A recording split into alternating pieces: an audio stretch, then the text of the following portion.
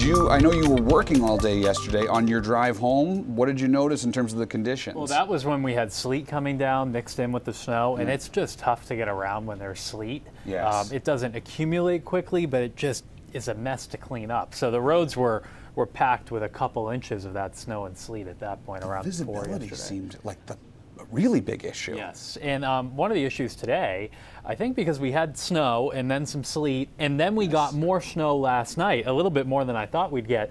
That fresh snow on the top of the snowpack, just able to whip around in the wind today. Yeah. And you're going to have to be careful tonight and even tomorrow, especially around some open fields. If you're driving on a road that's exposed to a big open area, there can easily be some snow drifts. Here are the numbers. The forecast overall was pretty good, except in Cumberland and York counties where we got that burst of snow last night. That pushed our final totals up closer to 8, 9, even 10 inches of snow in Saco. Kittery coming away with 8.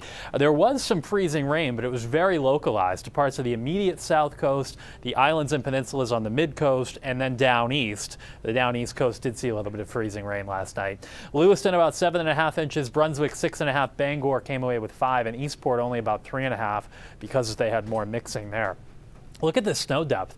Almost all of New England has snow on the ground right now. There was some rain in southern New England, though, yesterday while we had the snow and the icy mix. Snow depth in Portland, 15 inches, 14 in Bangor. That Caribou number is probably outdated. I think it's a bit higher than that there, considering they got a foot of snow yesterday.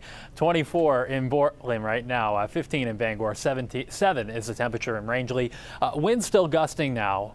They're coming in kind of fits and spurts. It's not a persistent wind, but when you get a gust, you'll notice it tonight into tomorrow. The wind advisory is up until 1 in the morning, but even during the day tomorrow, it's still going to be a gusty day as we have the pressure difference between the storm that came through yesterday and a big area of high pressure building down from Canada. Hour by hour forecast, a few flurries and snow showers up in the mountains. Otherwise, it's mostly clear tonight with low temperatures in the single digits. But as I'll show you in a moment, these temperatures tomorrow don't really matter a whole lot because it's still going to be a windy day. The high temperature for most of us between 15 and 20. But look at the wind chills. 6 o'clock tomorrow morning, just punishing in the mountains. Like 30 below in some cases, and even on the coastline, the wind chill will be below 10 below 0 tomorrow morning. During the warmest part of the day, maybe we get to about 0 at the coast, but it's still going to be brutal up in the mountains.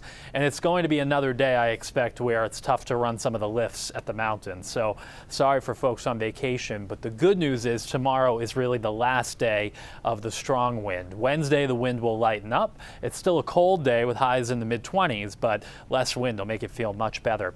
The next storm looks like it tracks to our south on Thursday. Can't rule out a snow shower from a little energy to our west, but the main precipitation shield should miss by a good deal, and then the weather moderates a bit heading into the weekend.